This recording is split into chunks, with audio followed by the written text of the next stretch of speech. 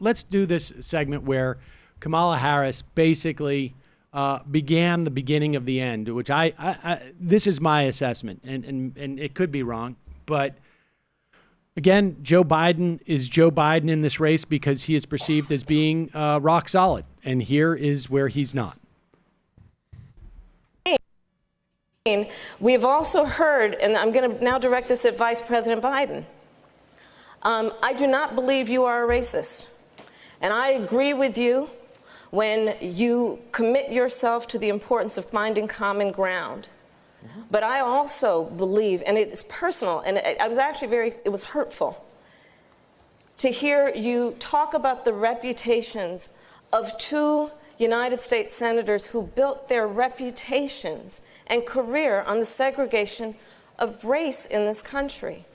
And it was not only that, but you also worked with them to oppose busing.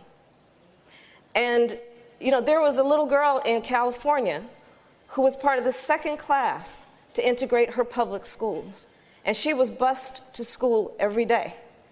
And that little girl was me.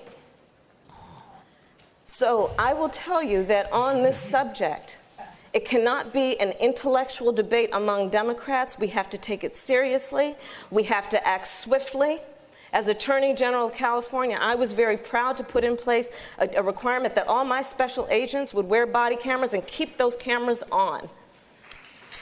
Senator Harris, thank you. Vice President Biden, you have been invoked. We are going to give you a chance to respond. Vice President Biden. Yes, Jesus, shut up.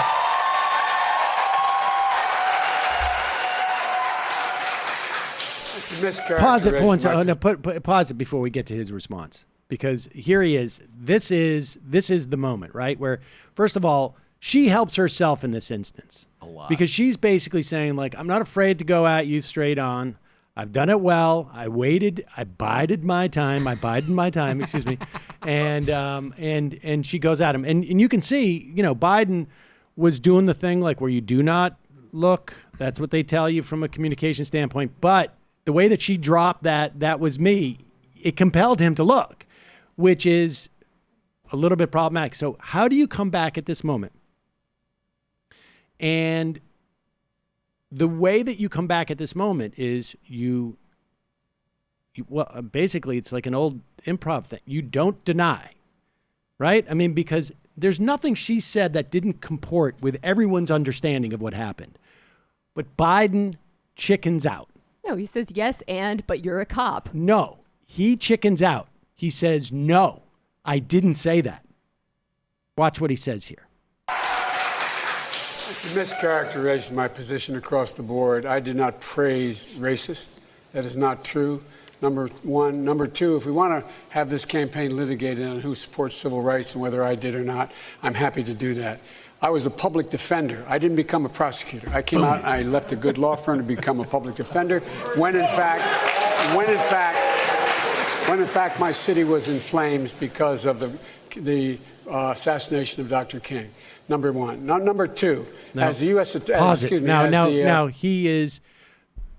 First of all, he was on number two already. I don't know if you caught that. Number one was you mischaracterized me. Number two, I didn't become a prosecutor, and I'm willing to put my civil rights, you know. Right. So, and then he comes back to number one and then goes to number two. So here he is. He's completely off track. First off, he denies what everybody heard him say. Right. He denied what he bragged about. And that's where he lost this. The comment about the prosecutor, there's none of his people who care that she's a prosecutor. Right, right. Her people, that's what impresses them about her. That's right. And it so was a good line, though. It was a good line, but not for anybody who cares. Burn Your Bus Bill loved it. Exactly. Yeah. It was a great line. She's a fucking. I'm number two. As the Vice President of the United States, I work with a man who, in fact, we worked very hard to see to it we dealt with these issues in a major, major way. The fact is that in terms of busing, you would have been able to go to school the same exact way because it was a local decision made by your city council. That's fine. That's one of the things I argued for, that we should be breaking down these lines. But so the bottom line here is, look, Everything I have done in my career, I ran because of civil rights. I continue to think we have to make fundamental changes in civil rights. And those civil rights, by the way, include not just only African Americans, but the LGBT community. But Vice President Biden, do you agree today that you were wrong to oppose busing in America then? No. Do you agree? I did not oppose busing in America. What I opposed is busing ordered by the Department of Education.